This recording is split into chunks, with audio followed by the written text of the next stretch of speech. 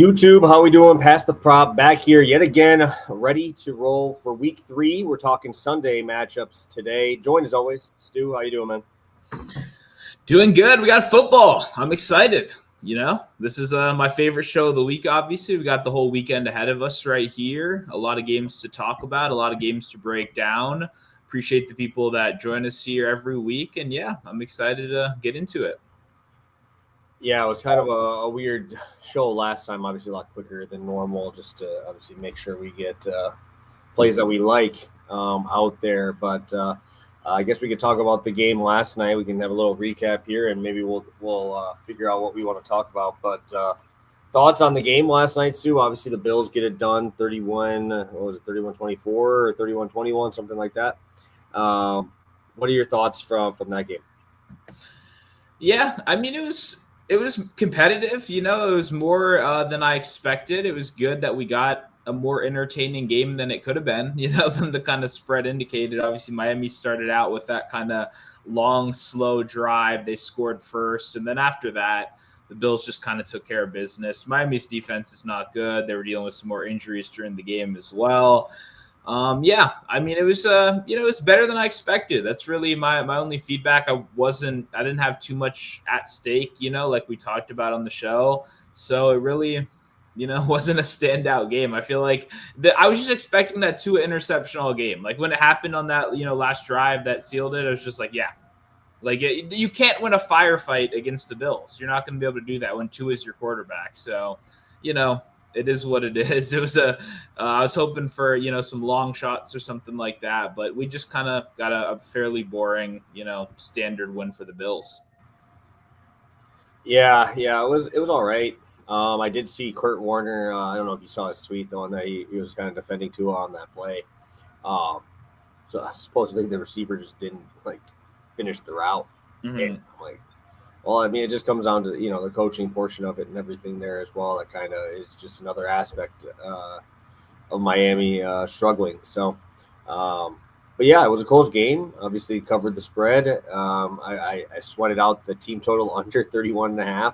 Holy shit, Matt Prater. I don't know what that first kick was, but I appreciate it. That thing missed by a whole 20 yards left. I thought it was tipped, but it was not. It was a very bad attempt at a field goal there. But anything else we want to talk about from this game before we get into recapping that and our bets from last show? Not really. I guess Ollie Gordon was pretty good. That was a surprise. He barely touched the ball before this, so him actually getting involved, you need a thumper. You need someone to kind of balance out a chain, so it made sense. It was good to see. I believe he got a touchdown, right? He got the first touchdown or something, or an early one.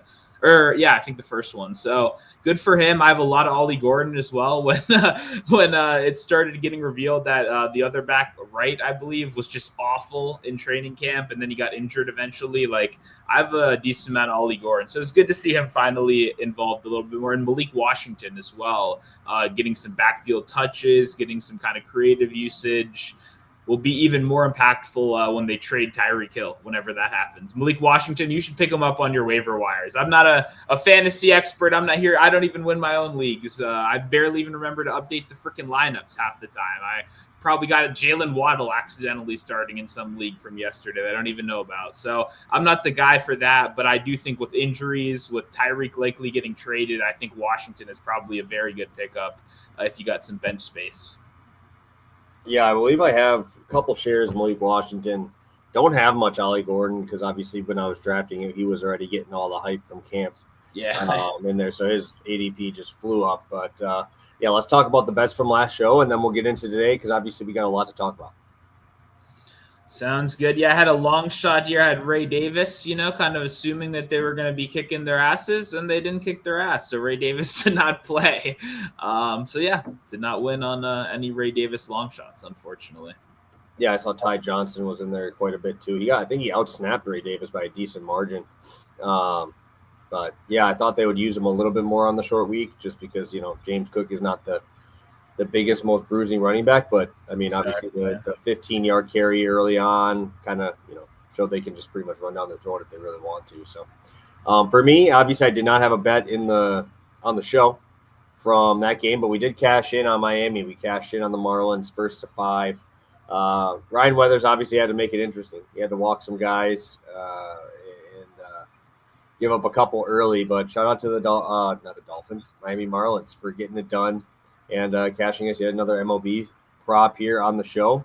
MLB is going to be almost closing up shop, but 45 and 40 on the show here, 13 and a half units for MLB. I don't think I'm going to need to do it next week or Monday because obviously we've got some good games next week. We've got Seattle on prime time next week, Tuesday, my boys. Okay. And then on Monday we got Baltimore and the Lions. So should be good games in prime time, a lot better than last night. So yeah, really like some of these games coming up, and we can kind of get into the NFL slate. I will answer Professor T questions just so we can get rid of the MLB from the show, I guess. And I don't want to say that negatively because obviously I love MLB. You know, I do it every single day. So, but two-piece baseball took Arizona and San Diego plus 1.5. I don't even remember who's throwing against San Diego today. I think it's the White Sox. I will say this to my grave. I will never, even though I know they're playing the White Sox, I will never bet on Dylan Cease to win a game. Okay. I just will not do it. I can't do it. I know they should. I don't mind the Arizona spot. It's not bad at plus 1.5. But again, you're relying on a bad Arizona defense or a bullpen, and you're relying on Dylan Cease to not walk guys. And I can't deal with free passes for my starting pitchers. So I don't mind them. I prefer the plus 1.5 on both. To trying to take a money line spot, but fuck, dude, I don't know if it's just me, but you have your guys that kind of instill a little bit of fear in you, and that would be Dylan Cease for me. So I don't hate the look, but I'm always nervous betting on Dylan Cease to do something well because the guy just will be rolling with 8 Ks through 5 and then just walk 4 dudes, and I just bothers me. Yeah, those inconsistent guys are the worst. You see the good, you see the bad. It's not fun to be on the receiving end of that rodeo, you know? No, for sure. And let's get into the Sunday slate. So we got a lot of stuff to talk about for today. I guess we could let's talk big screen game first to start out. What game is catching your eye this week? Yeah, we were talking earlier. I like a lot of these ugly games this week. I think for me, the backup quarterback bowl is going to be on my big screen. Like, I'm legit excited for that game. Like, I'm Vikings Bengals is like, I was already excited. I was talking to my Discord. I bet the Bengals to win this game before the season started. A look ahead line, the Bengals were plus money underdogs with Joe Burrow versus JJ. I was like, okay, that's money right there. I want to take that. And now obviously neither team have the quarterback that I expected to be betting on. But either way, like I like those kind of games. I like Tyrod as well in there as a backup. Like I'm excited to see how offenses adjust, how they look with their second options. Because, quarterback obviously most important position out there. So that one, I know it sounds silly, but I'll have some bets in that game. And that one will definitely be a big screen game for me 100%. Awesome. Yeah, I don't know which one's going to be my big screen. Obviously, there's a couple of really good ones. I think I might just default to the Chargers.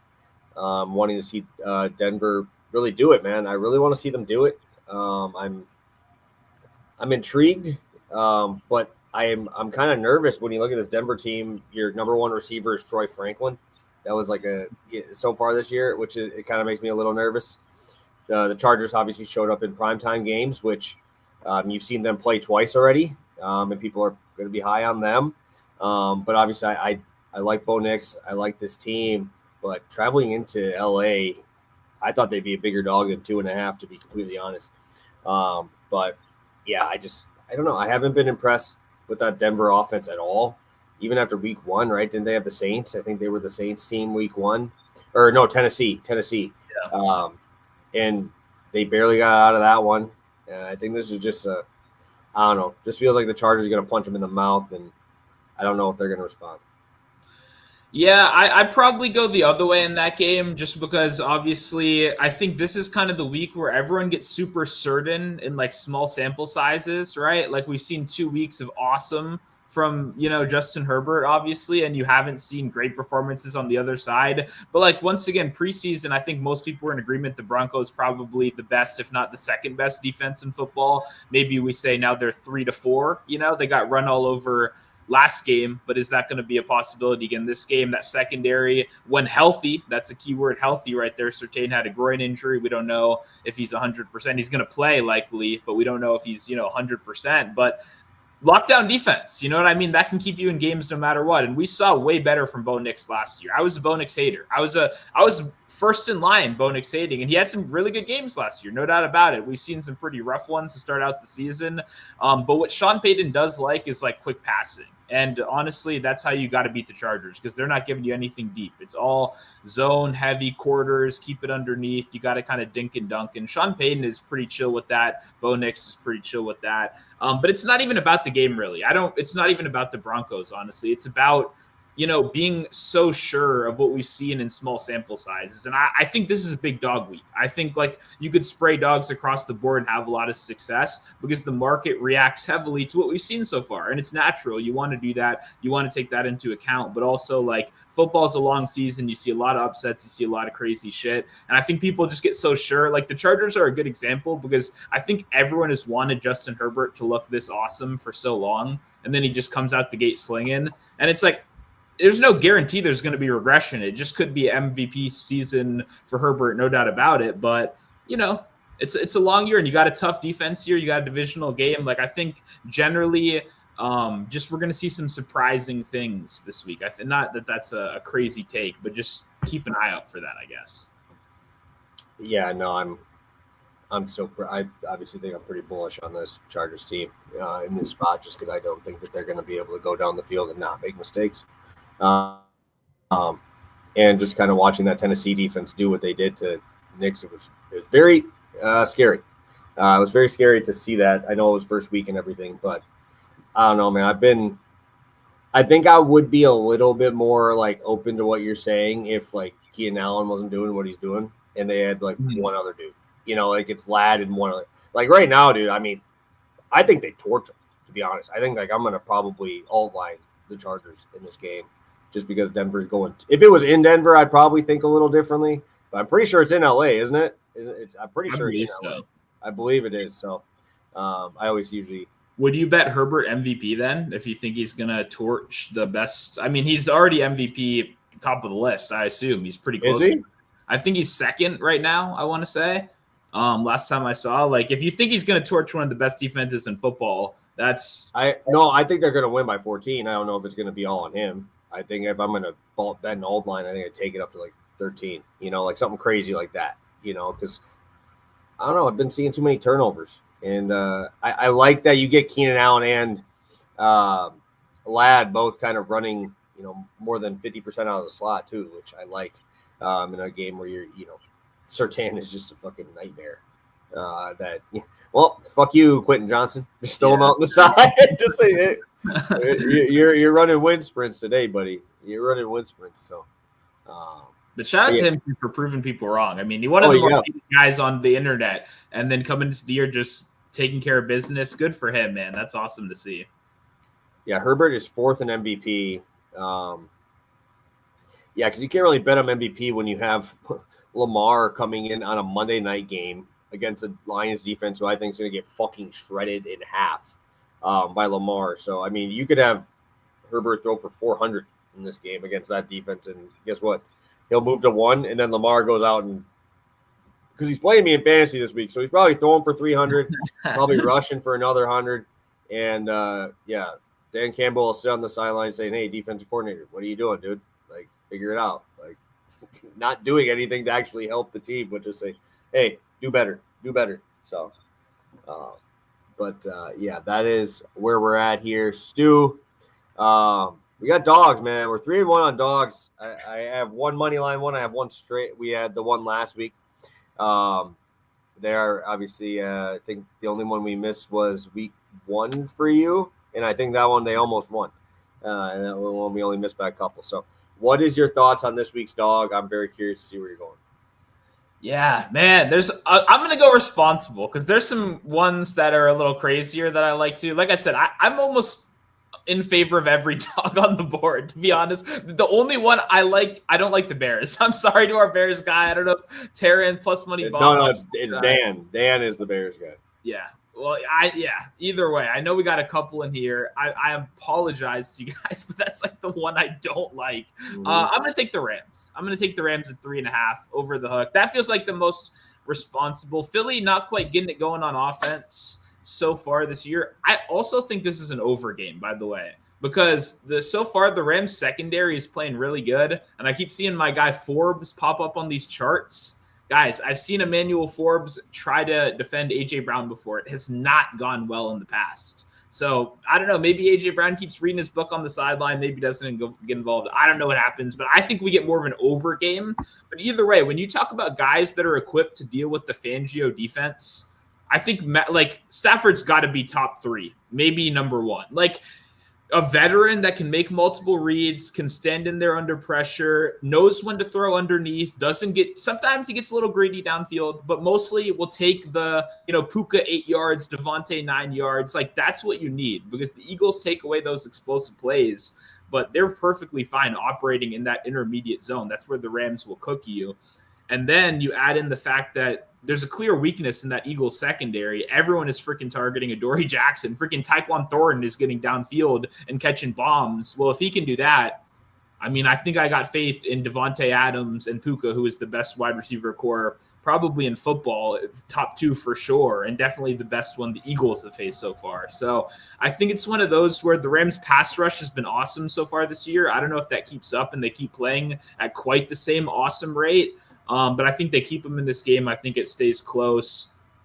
I will say I was pretty freaking close to playing the Browns this week. I think if your boy Tucker Kraft isn't in, I think that's a huge deal. If Kraft is in, then I think I don't like it as much. But taking out 2 pass catchers, and now depending on Wicks, who I like, but he has brick hands against a Browns defense that's kind of suffocating, I don't know, man. I don't know if the Packers do a lot. I think the problem is the Browns might score -3 yards in that game. So that's a concern as well. But under could be good. But if Tucker Kraft is out, I like going a little crazy for the Browns as well. But Rams definitely my favorite of the week.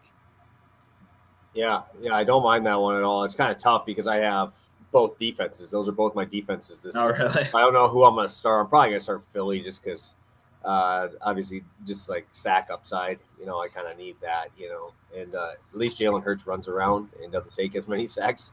I'm hoping we get a couple sacks on Stafford, so I'm going to have to start Philly this week, which sucks. I hate that because I love this Rams defense, dude. I've been kind of liking them a lot more than I thought I would there. But for me, I'm going Panthers. I kind of talked about them last week as my shout out, which was Bryce Young. I thought Bryce Young looked really good in the second half there. And if you look outside of those first 2 drives, he was really fucking good. First 2 drives, obviously he got hit as he was throwing the ball. That was the fumble recovery for a touchdown. And then a tipped pass into an interception. That killed them. They were down the whole game, had to play catch up, and they did. They ended up catching back up and almost covered. So I'm taking this spot. We saw the Falcons. I think that they're going to obviously put up a good showing. I think Bijan's going to be able to pretty much do whatever he wants in this game. But if I have to rely on Penix to do something here, when you're relying on a beat-up Drake London, you're relying on Kyle Pitts. I think Kyle Pitts was damn near the number 1 receiver last week, which is horrible, absolutely horrible. And then I get to go to the other side.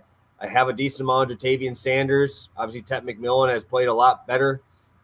He did really, really good last week, making contested catches. So I'm intrigued. I think I'm going to be rolling with the Panthers here. I think 5.5 is a little bit too much. I think this plays into a field goal type of game. So sign me up. I'm going to roll with the Panthers again and see if they can be the dog for me yet again on another season. So give me the Panthers plus 5.5.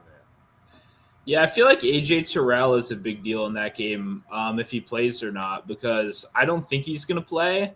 And the Panthers have one good offensive player, Tet, on the whole roster, I think. And if they have their one good corner to take him out, then that's probably really bad for the Panthers. Give your boy some credit, bro. Hunter Renfrow looked really fucking good, dude. I love him. Really fucking good. He's not I was like, fuck, dude. I was not expecting that. He does his thing, man. He short yardage, just beating people, making you miss. He's fucking, yeah. No, I love Hunter Renfrow. Don't get me wrong. But, like, you don't have any game breakers on the Panthers. Like, you just don't have like, I don't think I'm definitely not as high on Bryce Young as you are, obviously. But even then, I think he can be a game manager. But, like, their offensive line kind of sucks, which is a little bit annoying. And, like, once again, I think Terrell misses, which I think is really good for this, because I honestly think Ted could have his first real, like, awesome, amazing breakout, like 100, 2-touchdown kind of game if he's out. But if he does play, then I get really worried, like, how the Panthers move the ball beyond that. Like, I get check down, but it's like you just said about the Broncos a minute ago, then I don't trust you to actually go slowly move the ball down the field and win this game that way, especially if Bijan's putting up 100 on the other side. So I don't really have a strong take on this game, honestly. I wish it was 6. That would be my thing. Like, you kind of want to get closer to that, like, touchdown. But yeah, I would probably lean dog. I don't really trust the big favorite in this matchup either, just because both teams are kind of one-dimensional, honestly. And I don't know if I trust either defense to, like, take advantage of that, really. Yeah, I don't know. For me, I watched enough of it last week because obviously I had bets on both sides. But Chuba looked pretty explosive. I was surprised at, like, even in, like, those 5-yard runs, they looked good. Like, they looked, fast. Obviously, their line is not great. I'm not going out here saying that they're good or anything, but I was impressed with what I saw in that second half there. And yeah, dude, I am a fan of Ja'Tavion Sanders. I have a decent amount of him in best ball. I mean, he was fucking dirt cheap, but yeah. I thought he did a good job and kind of filled into what he needed to do. Yeah, do we know if Drake London is going to be 100%? Do I want to trust Kyle Pitts to be the guy catching the ball? Darnell Mooney just decided he wants to play now again, and now he's back. So, like, a lot more question marks, I feel like, on that side, too. Because that game on Sunday night was the worst football game of all time. That might have been the worst game I've ever fucking watched in terms of offense. That was horrid, dude. And it ain't because that Falcons defense is shut down or anything. It's just J.J. McCarthy's ass, bro. Like, also, sneaky, not talked about enough. I think the Falcons might be one of the worst coached teams in football, too. Horrible. Like, people don't give that enough talk. But game management, they just fucking squeak games. They squeak like 2 or 3 win games. And they're like, oh yeah, they have a 500 record. Their team's not that good.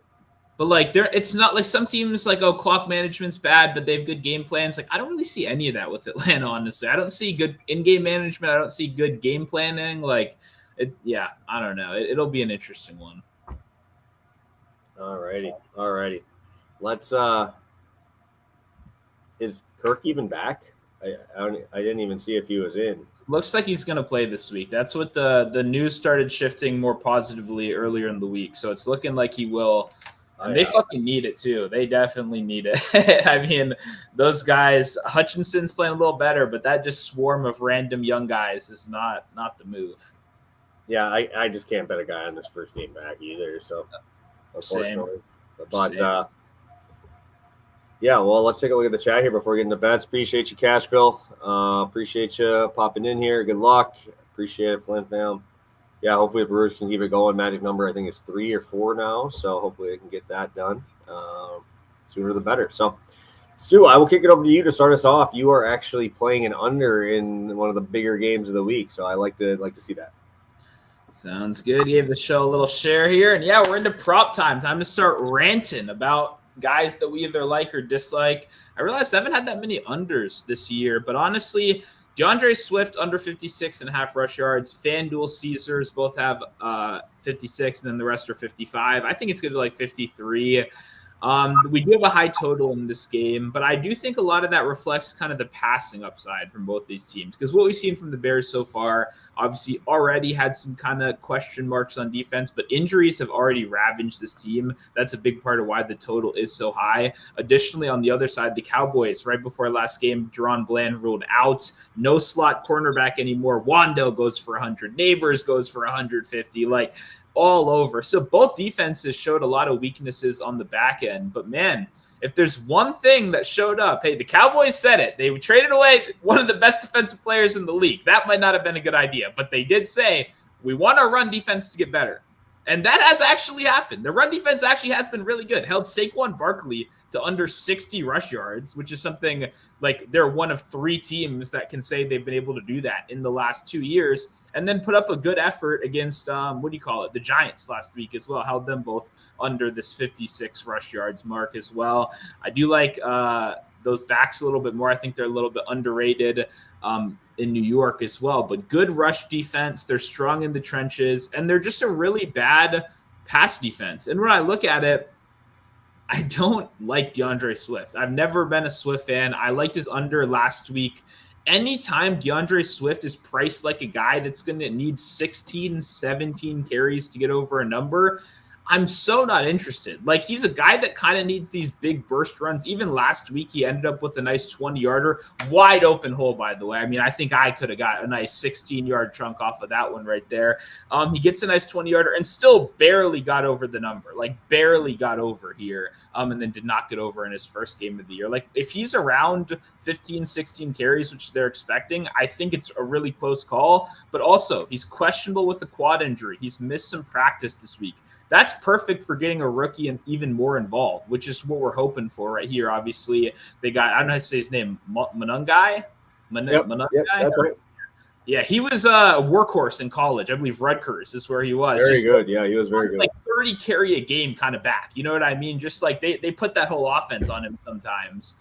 And yeah, just a workhorse, a guy that I think is going to be more involved this season. I remember I was trying to get you to draft him on our best ball team. I don't remember if we ended up doing that or not, but either way, he had 7 carries last week. I expect him to continue to get more involved, especially with Swift missing some practice due to injury stuff. Maybe he's not coming in at 100%. So yeah, I'm just not a Swift workhorse back guy. I don't think he gets that kind of usage. I think if we see increased usage, I think it's the passing game probably. I think that's how you're going to have a lot better success attacking this defense right here. And I think, frankly, that's where Swift is better. So, he'll get some outside runs. He'll get some designed looks. But overall, I think this is going to be a pass-heavy game. And the one thing the Cowboys have been good at on defense is man, they've been stuffing the run. So, once again, if Saquon Barkley couldn't do it, I don't think DeAndre Swift is going to be able to do it. So we're taking under 56.5 rush yards. I love it. I will be in that same game. I'm going right back to my dog here, dude. It's a little different. I guess you can play this at 262. But I'm going back to Dak. 262 is the actual line on DK. But if you play him to throw for 260 on DK, it's like 2 cents different. So I'm just going to play 260 for what I think is minus 116 to minus 118, but I'll take the extra 2 yards for the 3 cents. So I'm going to roll with Dak. Jalen Johnson being out, dude, I don't know how they stop the pass the entire rest of the season. Like that dude is their best defensive player by 20 miles. That guy is awesome. Who the fuck is stopping CeeDee Lamb here? How are you, unless you put 3 dudes there? And guess what? George Pickens actually making contested catches is huge. What I will say is George Pickens also, I believe, is number 1 penalty yards drawer so far this year with 78 yards. 78 yards of penalties on pass interference plays. Imagine they don't tackle him twice last game for 35 yards. Give me another one. I mean, Dak already threw for 350 last week. Add 60 more on top of that with just the Giants secondary literally tackling him to make sure he doesn't make the catch. Obviously, you guys know how big of a fan I am of Jake Ferguson. I'll probably have bets on him this week as well, but I just don't see a way in this game. Not only that the Cowboys don't score, the Bears are going to score too. This defense sucks, dude. They're just asking you to shoot out with them, and like I said, that is literally the reason why I took the Dak to lead the NFL in passing yards. There's just no way that this Bears team doesn't move the ball on these guys. And I know how bad they've looked in some of these games, but Russell Wilson was as people in New York were asking for his fucking head after 1 week. Yeah. 1 week. And now you're going to the ghost of Wandale, who goes for 200, whatever it was. Blake Neighbors leads the NFL in receiving yards that last week. And not only that, they were giving up Russell Wilson getting outside of the pocket too, which Caleb Williams can run the ball too. I was looking a little bit into Caleb Williams rushing yards in this game as well, but you have Roma Dunze, you got all these other guys over there who's obviously going to be chalk this week. I just don't see how this game doesn't move pretty quickly. And in a Ben Johnson type of game plan here, I think you looked at how bad they got beat last week. This is your show party, right? This is your party. This is why you look at these numbers and you wonder, oh, shit, the Cowboys just had a huge win, right? Huge win. Comeback win, and they're 1-point favorites, right? Because I think everybody knows, like, this should be a Ben Johnson coming out party. I think both sides do whatever they want. And obviously, I think I do like Swift more in, like, the receiving game here for sure. But also like Caleb rushing yards. I'm playing the over here. I just don't know how these corners stick with CD. And if they do try to double CD, you have a guy like George Pickens who can go deep. Your boy Turpin's still there. Jake Ferguson had, 8 catches last week on 9 targets. Just really efficient offense, and Dak is just putting the whole team on his shoulders. I don't want to pick which guy I want. I'm going to roll with Dak and have him do his thing. Yeah, I just saw Mina Kimes tweet earlier that said, so far this season, the Bears defense is giving up a perfect passer rating on throws to the middle third of the field. Who does that sound like? Fucking CeeDee Lamb. And then when you look at their quotes, they're saying, okay, we're going to double, maybe even triple team CeeDee Lamb. That's what he said. Okay, well, guess what? George Pickens one-on-one downfield is a recipe for disaster. And also, we know CeeDee's still going to get those screens, those design touches. Like you said, Turpin as well out of the backfield. It's a good offense, and this is a really bad defense. Kyler Gordon is going to miss again, in addition, down clusters of injuries at the cornerback position. Man, it's just and they don't get any pressure on the quarterback either. That's the other thing. We just also spend so much time talking about their secondary. They're 29th in pass rush win rate this year, 29th in pressure rate this year. So it's not like you can expect the defensive line to bail you out, because they're not playing particularly well either. So I'm with it. I like the Dak. I like the overs in this game. And yeah, Dennis Allen is, I thought he would be better, honestly. Normally you see a defensive head coach get relegated back to DC. You see them kind of get back to themselves. But what Dennis Allen was known for was blitzing and getting after the quarterback and man-heavy defense and getting aggressive. They have like the 3rd lowest blitz rate so far in the league. Like, there's no identity, and then you got hit with a billion injuries. So I think they're just kind of sitting ducks right now. And obviously we know Dak can take care of business against really good teams like the Eagles, let alone what he can do to the Bears now. Yeah, it's just tough with the personnel. You can't put dudes on an island when they're fucking ass, dude. They're horrible. At the corner position. But I can't really say anything too negatively with how bad that Dallas defense has looked over the last, obviously, little bit here.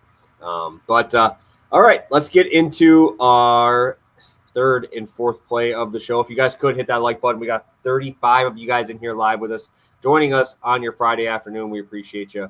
I'll kick it over to Stu. We'll get those plays in, and then we'll get to all your questions. So make sure you guys have those ready to roll.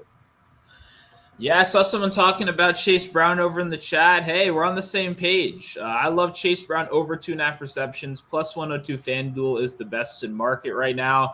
Chase Brown, I was really shocked by where these lines came out, honestly. 2.5 receptions. His yards opened at 13.5. It should be 15.5 at almost everywhere now.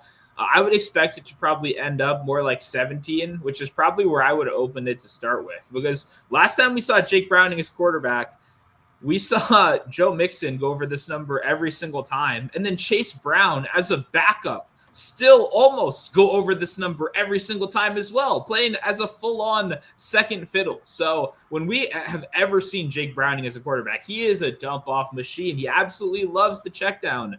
And what better matchup? What better team could we get than the team that I've been talking about for 2 years straight on the show? That what do we do against the Vikings? Short passes, you get the ball out quickly. They blitz a lot. They play those 2 high safeties. They want to avoid explosive plays, but they're going to get after the quarterback. They're going to get at you, and they're going to force you to get the ball out quickly. So Browning, that's all he's ever wanted to do anyway, is get the ball out quickly. That's his thing. He's check down city. And now we get a defense that forces you to check the ball down. Like, yeah, I think Chase Brown is just going to get a ton of dump-offs here and be that little safety blanket when even he's not the intended target. So it's a trailing game script. They're 3-point dogs. I still think they can upset it personally. I feel like the whole world just because everyone hated JJ so much, they're now like Carson Wentz is just going to be awesome. This team's going to look great. People, I think, want it so bad for Justin Jefferson on their fantasy teams and all that. And it's definitely going to be an upgrade in the passing game, no doubt about it. But I just think people have gone a little bit too far with their reactions. I think this game should be a pick 'em. It's two good backup quarterbacks and two, relatively talented teams. And obviously a guy like Jamar Chase, T. Higgins, they're still going to be involved in the passing game. But what I like about Browning and what you can say about Wentz as well is one of the few backup quarterbacks that's not actually afraid to chuck the ball. You get a lot of guys come in, they don't really throw the ball. They're kind of handoff city. Like Browning came in last year and chucked the ball. He's got experience doing it. I think he knows the system better than anyone. I think he'll come in and just continue their kind of check down oriented offense against a defense that's going to prioritize that. So yeah, I feel like his lines are kind of way off. I expected them to be a decent amount higher. And even after a day, people still kind of bend some overs, juicing it up a little bit. I still don't think they're kind of adjusted yet. I love getting it at plus money. Awesome. Yeah, Browning I just feel like he's afraid to get hit and just throws it out right away. I mean, I think Jamar Chase had 6 straight catches, bro, in that game because all he did was just throw it behind the line of scrimmage to him and have him try to do something with it. Obviously, not the worst idea when it's Jamar fucking Chase. I was gonna say, but that's why T. Higgins sucked ass because T. Higgins is going more vertical down the field. Browning is not even going to even look there because it's going to take more than 1.5 seconds for him to get open, right? And that's kind of the tough part and that's obviously a good thing for your bet as well is, screens underneath passes. I believe it's going to be mostly Chase Brown and Jamar Chase. So I don't see much going to Higgins after I watched that second half last week. That was tough if you are a T. Higgins fantasy owner, for sure. I mean, the thing is, last year when Browning played, pretty much Higgins and Chase ended up with pretty similar numbers. They both missed a game during that span, so each got to play without the other one. But when Browning did come in, Higgins got more checkdowns. Like they got him involved in I don't know if that happens again. I would assume it does eventually, maybe not in week 1, because like you said, you just kind of figure he's going to get game scripted out because you don't. Like Higgins is more of a downfield guy, and that's just not a game plan for success when you got a backup quarterback in there. You don't want to be taking those risks. You want to be controlling the ball more. And yeah, I just think it's one of those situations where why go down the field when you got your running back that can get you 3 yards and set up 2nd and 7? You know what I mean? And just keep the line moving, keep it slowly going. And yeah, I think Chase Brown can do that very well. Awesome. I did just see AJ Terrell is ruled out, which is obviously just another reason that we get to roll with them here in this matchup this week. So I will be bringing up. I see. I just saw Blue bring that up as well. I saw a couple guys talking about my dude that I'm going to be talking about here on the show. I'm going to be talking about Tyler Warren. I'm going with Tyler Warren, 50 receiving yards at -110. You can grab it on smaller books. I believe BetMGM is 47.5. Rivers 48.5. I love this spot, bro. I love Tyler Warren, dude. I told you I have my bet with my buddy about who's going to be more receiving yards, him or Colson Loveland. I might as well get the cash out already, bro. I should just get that money right away because this boy's an absolute dog. I was looking through the analytics and stuff of the tight end position here, and Tyler Warren, I believe, right now is tied for 2nd most targets in the NFL. So you want to take a guess on who's number 1? I would love to see if you get this right. For tight end targets? Tight end targets so far this year. Oh, I was going to say, I was like, he doesn't have more than fucking JSN. I was like, oh, is it Juwan Johnson? Is it my boy? Juwan Johnson. Yes. Juwan Johnson has 20 targets this year. What a guy. And Tyler Warren has 16. And obviously Tyler Warren has done quite a bit more with his targets than Juwan Johnson. He still has 30 more receiving yards than Juwan Johnson does in those targets. But what I really like is obviously yards after the catch per reception, 8.5 per reception. This dude is 3rd in the NFL in terms of tight ends and yards after the catch. I absolutely love this spot for Tyler Warren going against this Tennessee defense. It's going to be across the middle of the field. I think he's going to be able to get the job done. I told you he had a 40-yard catch in the last game. I had him in DFS. I was loving it, absolutely loving it. But also, I believe right now he is, again, 2nd to Juwan Johnson in team target share. He's got 26% of his team's target share so far. I was expecting a little bit more of a grace period for the rookie. I have a lot of them in DFS.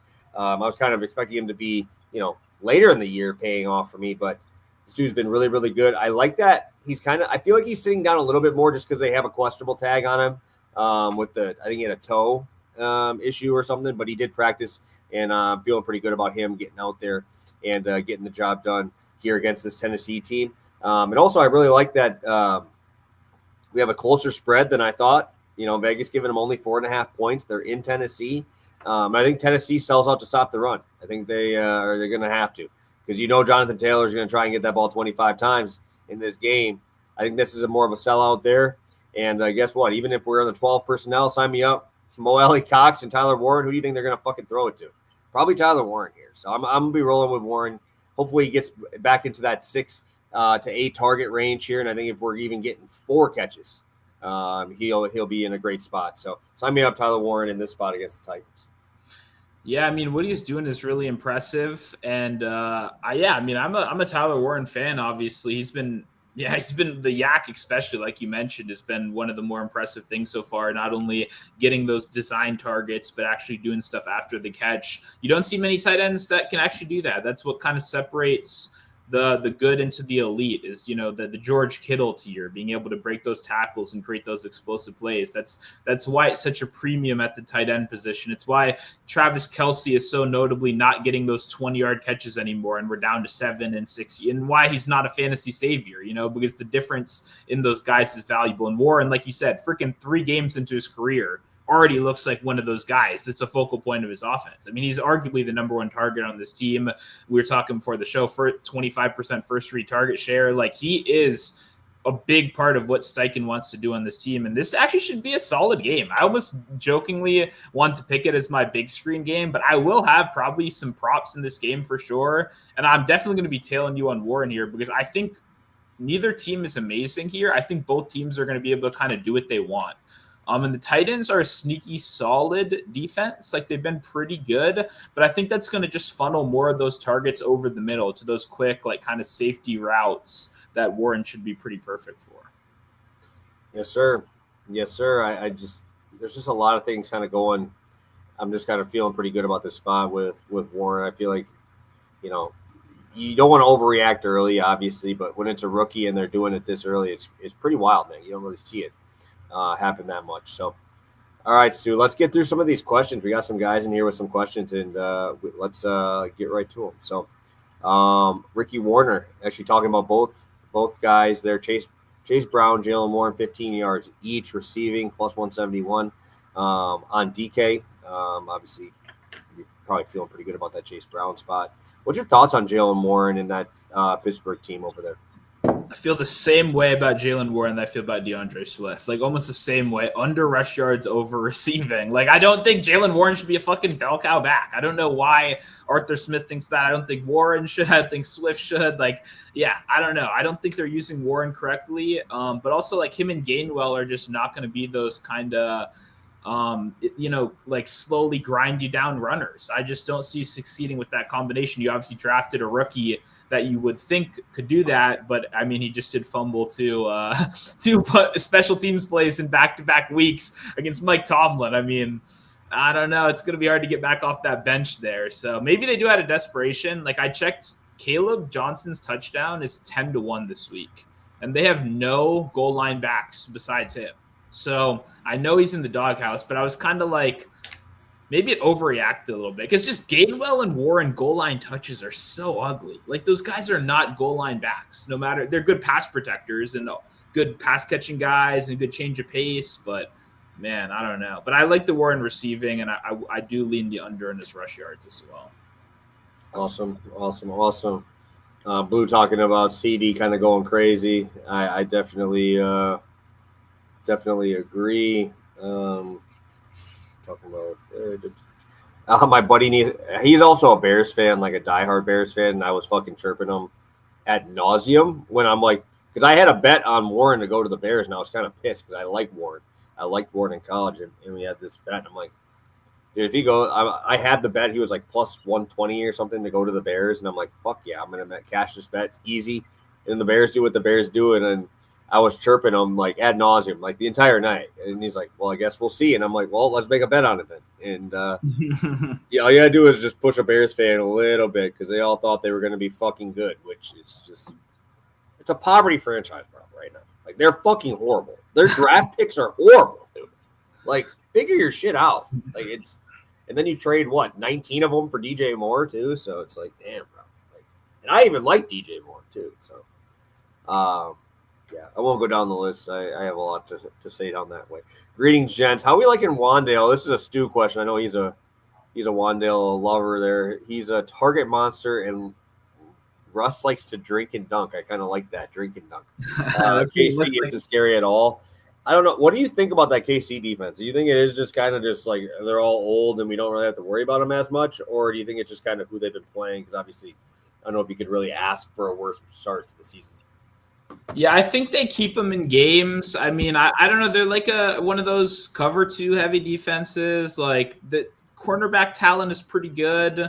They need their guys to play a little bit better. I think they're probably like a middle of the pack kind of defense this year. So I wouldn't be super scared of it. But also like Russ, we were all calling for him to be fired a week ago. I know he had a good game against the Cowboys, but I don't know if it's as easy to do that in a primetime game against the Chiefs. I just imagine this is going to be like that was the fastest, high-paced game. I feel like this is going to be slow, ugly, kind of grimy game. Russ, quick drives, couple 3-and-outs, But I do like Wandale. I think this is a solid number. Like last week, it was such a good matchup. I feel very dumb for not playing it when the Cowboys ruled out Bland. Like they just put in fucking my cousin, you know what I mean, to go guard him out there, which is like, yeah, Wandale's going to cook it. He's a short yardage monster. So the problem is so is Neighbors. Like Neighbors might be the best wide receiver in football. It's just really hard for me to click Wandale when Neighbors is there. And it's just, that's kind of why I'm hesitant a lot of the time because anything Wando can do in short yardage, I'd actually just rather Neighbors run that same route out of the spot and you just give it to him instead. So, and a smart system would be doing that, especially because you can target them over the middle, short. Like I would just use Neighbors more in that way rather than going to Wandale. But I would expect Wandale to be pretty involved in this one because I think they're probably trailing in this game. Yeah, dude. Malik Neighbors is a fucking freak, bro. And dude, I think that he's probably one or two more like freakouts on Brian Dable from just going up to the fucking owner and saying, hey, you want me to fucking play here? Cut this fucker because he's horrible. Like, just go right up to him. And he's probably one of the 3 guys who could probably do that in the league because the Giants have been so bad. And this dude's still putting up, 1,200 last year as a rookie? 1,200? And now he's already, I think he's top right now in the NFL, obviously, when you catch 175 in a week. By this time in the season, obviously, he'll be pretty high towards the top. So, yeah, I always have a hard time when you have if I'm not going to bet just a touchdown, on those guys that you guys have those target heavy monsters. It's just like freaking like when Kelvin Johnson was playing. Like I ain't trying to bet anybody else, but hey, I'll take a Brandon Pettigrew touchdown. Right? I'll play a touchdown, but I won't play yards. Like if I'm the coach, why would I want it to go to anybody else? 100%. 100%. What do you think about a get-right game from Mahomes? Do you think that's actually going to happen? I will say Mahomes has had one problem in his career, and it's pressure. Dude, they're going to send that fucking house, dog, and I'm excited. I mean, that's the only thing the Giants can do. Like, they got a bunch of great pass rushers, and they got mismatches all over the board. So, I mean, I don't want to pick the Giants. I really don't. But, if I had to pick a spread, I don't know. I think that, everyone's expecting there to be a big upset this week. You always kind of see it at this point. I would not be shocked if, the Chiefs fell to fucking Russ. I don't know, especially if it does go lower scoring, kind of like I think it does. That just leaves you more opportunities to be in the game late. So, I don't know, man. It's scary. Yeah, it's an interesting one. But I just think if the pressure's there, if they get to Mahomes, that O-line is very okay. And they got a rookie starting who commits just as many false starts as the other guy that leads the league in false starts. So false start city, pass rush city, Mahomes is going to have to be really efficient here. I would assume Kelsey has a really good game as well. Just check down city. Yeah, I mean, if you need a game breaker, it's tough because there isn't a game breaker on the Chiefs. Nope. my boy Thornton, but Well, you're going him, and then you go to the other side, and you have a guy like Neighbors, who's a top 2 or 3 receiver in the league right now, as a guy you just throw the ball up to, and you're fucked. Like Neighbors will come down with that ball. So, thoughts on Taylor over 89.5 rushing yards? I'm seeing Bijan as one of the more popular plays on DK as well. Over 81.5 rushing yards. Which one do you like the most? I feel like I would lean more towards Bijan, but I also never play Bijan without the receiving upside. So I feel like I would rather play Bijan rushing receiving versus just 81.5 rushing. I'll kick it over to you, Stu, but that's just kind of the way I feel about it. Yeah, I don't have a strong take on the Taylor one, honestly. The number seems about right. They're going to run a shit ton, but also, I kind of agree that it's going to be sellout to stop Taylor, So, that it's just 89 is a hard over to get to. Bijan, I think Bijan makes more sense just because I don't think the Falcons are ever going to be a spot in this game where like Bijan is not a focal point of their offense. Like he's just, whether it's the passing, whether it's the rushing, he's going to be out there. And I just don't see them trailing by that much in any point where he's game scripted out. So yeah, Bijan to like lead the week in rushing could probably be something I could bet for sure, I think. I don't really get to these 80s that much, honestly. I think I bet Saquon once at 90 last year, and he got like 85, and I was like, okay, fuck me. He had a great game, and I lost. Yeah, and it was against the fucking Cowboys, too. I remember that bet because we both had it. Yeah, it's like nice. Okay. It's like, look, it is what it is. It's just hard to get to those kind of numbers, and we know these guys are great. The matchups are good, but, it's kind of just in the weeds at that point. All right, let's take a peek. In the light of your Pickens discussion, I think using him for tailored under receiving over a yard or under reception over yards is a good look. I'm going to add it with Thornton again in that game. Yeah, not a bad idea. It's just, I mean, if he wants to complete it to Pickens, it's not like he's not going to be open if they're going to keep doubling freaking. That's my thing. Because I'm normally pro Pickens unders, but like they already said they're going to double him, like in the media. It makes sense that they would double him. They have nobody that could guard him, and they have a coach that knows how impactful that dominant slot guy is. Like that's he made his whole career doing that.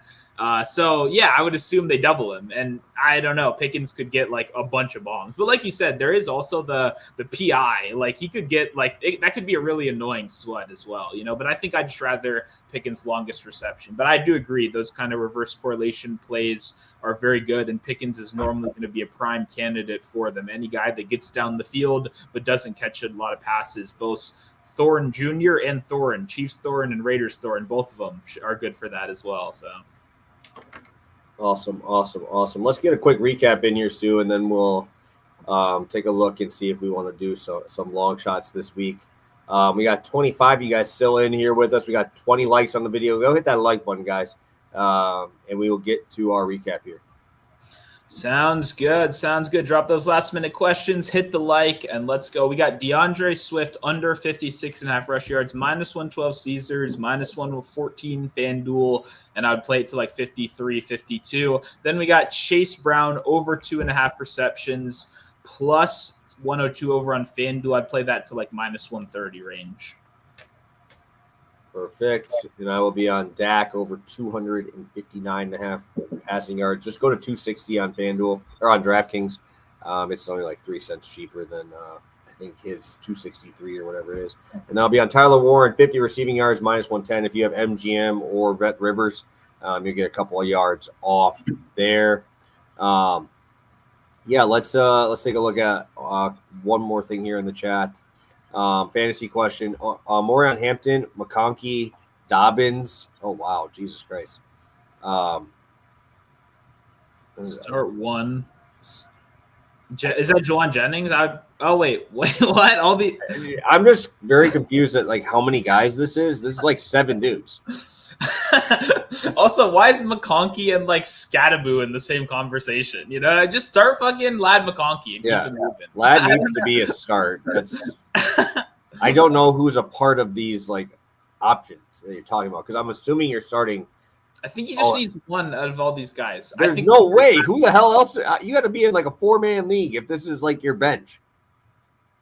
A lot of people play 10-person leagues, so I'm not surprised. I'm in a 10-person league, and this is fucking crazy, bro. This is crazy. especially like if this is you fighting for a flex, just one flex. Like who's your starters? Damn. Yeah, probably Um, got a good team.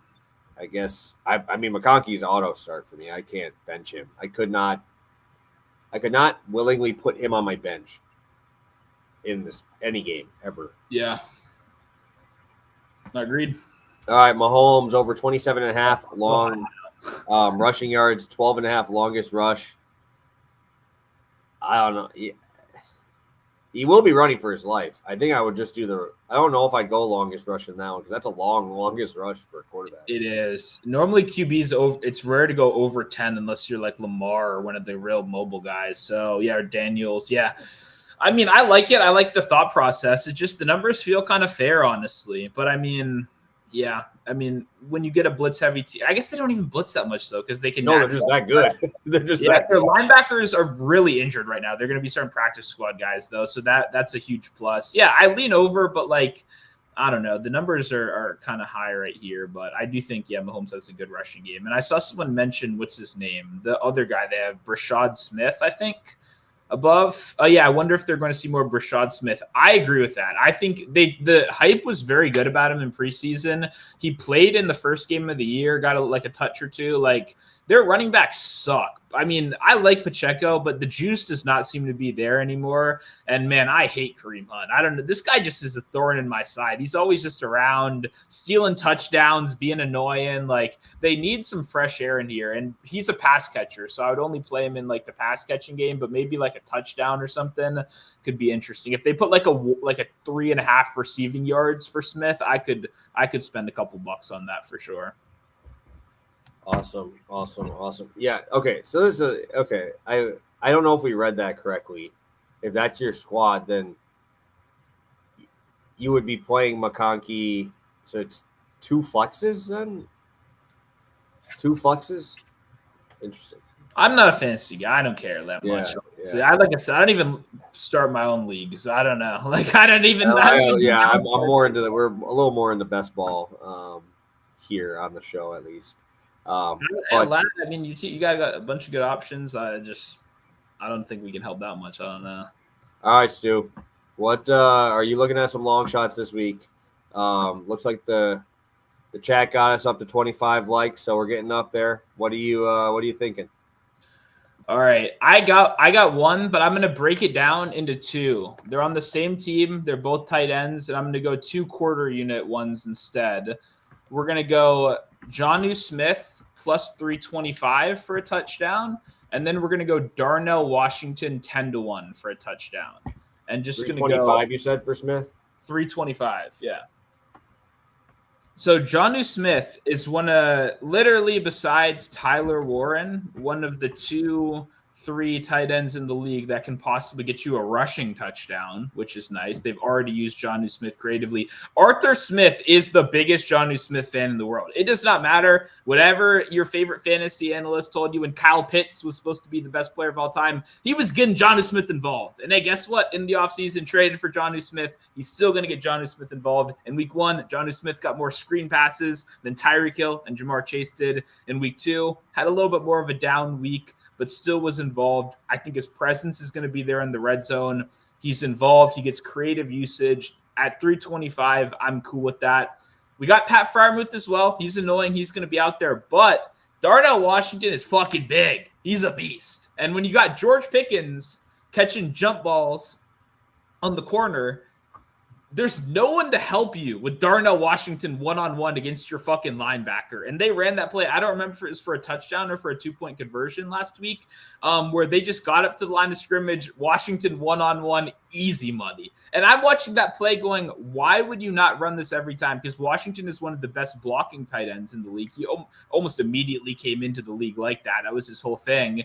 And he's out there anyway for running plays and for short yardage plays. But hey, guess what? If you decide to play action and, throw a pass right there, there's nobody on your defensive line outside of maybe, like a D lineman that can match up with this guy physically. He's fucking huge. So just give him a little 50-50 ball. They ran a perfect play with it last week. You got to worry about DK on the outside. If Christian Gonzalez misses, I love these especially. Or if he plays, sorry, because then Gonzalez on DK Metcalf. And honestly, I think both those defenses haven't been that great so far this year, but what the Patriots have been good at is stuff rate. Their top 5 stuff rate. Their defense has been good. They're getting to running backs at the line of scrimmage. So make them throw, make those shitty running back. Fuck, I don't think Warren or Gainwell, I already talked about earlier, are doing much on the ground. So let's go Jonnu. Let's go Washington. Let's, pass and mix it up a little bit with the tight ends. Love it, love it, love it. Touchdowns. Obviously, the touchdowns on there. I just assume you guys would know that that's a touchdown. 100 yards. 100-yard games plus 325 for 100 receiving yards for Jonnu Smith. You need to talk to your bookie and fucking beat the shit out of him, bro. If he's giving you that line. I'm gonna be lame. I think I'm gonna be lame. I'm gonna take highest scoring game, and that's gonna be the Bears Cowboys. I know it's the fucking chalk of all chalk, but I look at these other 3 games that are top in options, and obviously books no more than us, right? They put everything else out there. They have obviously pretty sharp lines. Denver Broncos Chargers is number 2. And yes, I think it could shoot out, but I also think this could be 13-10. Like this could be the outcomes in that game are all over the place, right? And you look at that one, that's 9 or 8-1. Second, Houston and Jacksonville. I want to trust Houston to score points. No, that's already off the thing. Giants, Kansas City is 4th. Like I get it, Rush just threw for 450, but now you're playing Kansas City, and Kansas City might hold the ball for fucking 8-minute drives every time. Then you go Tampa Bay Buccaneers versus the Jets with a backup fucking quarterback on the Jets side. What are we doing, dude? Like, I get it that this is like half the price of every other one, but there's a fucking reason. Like, I truly don't know if I can see a game where the Cowboys defense stuffs the Bears to the point that the Bears can't score 20 points here, right? And I think that if we get the Bears 24, Cowboys 31, I think that might be the highest scoring game of the whole entire slate. When I look down this list, because, like, holy shit, dude. Like, there's a lot of these games that are just, like Cleveland Packers. Like, I like the Packers offense, but they're the Cleveland going to score enough? Carolina, Atlanta. Like, you go down these lists of all the teams that you'd want to play, and they're playing teams that are super fucking slow. So give me the Bears, Cowboys. Hey, Ben Johnson, get in your bag, bro. Like this is you can do some crazy shit because the Cowboys ain't stopping anything. So I think 450 is a pretty crazy price, actually. Yeah, I mean, like you said, I just don't see much in the competition. You know what I mean? I just don't, I don't know. Like, I think maybe it could actually be that Chiefs game, honestly. That would be kind of funny. But like you said, the Chiefs are really fucking slow. And, like, I kind of talked about it. Like, you'd have to see peak Russ from last week. And what are the chances of that 2 weeks in a row? So, yeah, we talked about it earlier, but a lot of paths to an ugly game in that one as well. But I don't know. And I'm even, once again, Gino, I think Gino could drop 30 on this Washington defense. Like, so can Washington do it? Maybe, I don't know. It's just like that game. I know people, like, the under went down with Mariota, but I think Mariota that can run is better than Daniels with no legs. I know, like, not better, sorry, in like a playoff game, but for a regular season over and for action, I was praying that Daniels would take the week off, get healthy. I don't want to see injured Daniels running the offense. I want Mariota who doesn't give a fuck and is going to run for 50 yards. So that could be my sleeper. I don't know what the odds for that but, but this is the reason why I bring this up is all of those other games you mentioned are all listed at the same exact price, 10-1. None of them are huge. Right? Oh, really? Commanders are 10-1. Rams, Phillies 10-1. Patriots, Steelers 10-1. Right? And then all those 4 that I listed before are like 9 and 800. And then it's just holy shit. The Cowboys are on the slate. And guess what? We don't have to deal with the Lions. We don't have to deal with fucking Baltimore putting up 40. Like, those are 2 huge offenses that usually will be towards the top of these as well. So, and the Bills, right? The Bills are out of it too. So it's just like, you're taking 3 of probably the top 5 options that normally would be on these out of there already. So, and then you have just the Cowboys just being the juggernaut of it and just being fucking horrible defensively and willing to throw the ball 50 times. Yeah, Lions Ravens would be like minus 150 for this one. I mean, that game's gonna rock. Yeah. 51.5 total, and it's like moved up and down. It's just like that. It could be everywhere. Last question, Blue and Coop, bring it up. Wow, same time, your guy. Within 10 seconds of each other, so we know. I was gonna say. At least it ain't a bot, right? We know you're real people in here, right? So Blues bringing up Bill. Coops bringing up Bill. 43.5 rushing yards against this Raiders defense. What's your thoughts, Stu? Yeah, I mean, I think it's just going to be a shit show, unfortunately. Like, I think they're going to mix them all in. I like Mariota rushing if I'm going to take anybody out of them all. I think C-Rod gets what we expected earlier, kind of some short yardage, like early down stuff. JCM kind of gets, I would say, a bulk of the carries, but I think McNichols is going to annoy the hell out of people. Like, I think he's going to be way more involved than people expect. Like, you know how Eckler got like 5, 6, 7 carries last week that out of the shotgun that were annoying as hell? I wouldn't be surprised if McNichols just took immediately those silly carries immediately as well, along with the passing game work. So I would say the one thing we're kind of guaranteed is that McNichols likely does most of the pass game stuff, and his pass protection is the best, so he's going to be out there a decent amount.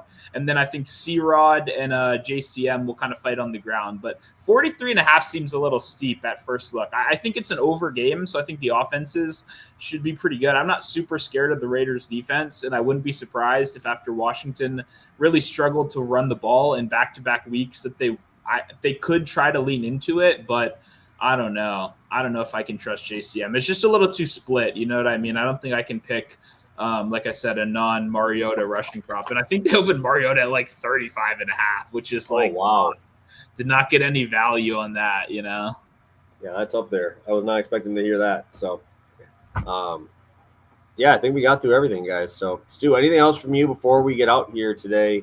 Obviously, all the props are out. We got 4 props out there. We got our long shots. Anything else? Yeah, make sure you leave a like if you haven't already. Obviously, if you still have questions at the end, drop them in the comments below. We can get to those before Sunday. If you like this, I've got more props myself over on Substack. Still got another one out already. And there's one I wanted to do on the show, but it hasn't been posted yet. There's a prop I fucking love this week that I'm super pumped to talk about. So if you want all my bets, make sure you check them out over on Substack as well. And yeah, just excited to keep up the good vibes, keep the winning going. And I think we got a great slate. Couple good bets this weekend. Excited to watch that play out and get back here on Monday. Yeah, I think we pushed that limit of time because I hear my dog whining right underneath me here. So he knows. He knows I get an hour. He knows I got an hour, and we gotta be ready to head outside. So, yeah, we should be good. Obviously, we got all the bets. We got props. We got long shots. We got everything for you guys. As always, hit that like button, and we will catch you guys on Monday.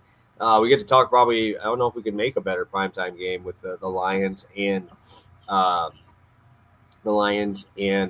Ravens here. So we should be able to have a fun one there, and hopefully we can cash a couple tickets for you guys. So have a good one, guys. Best of luck, and we will see you on Monday.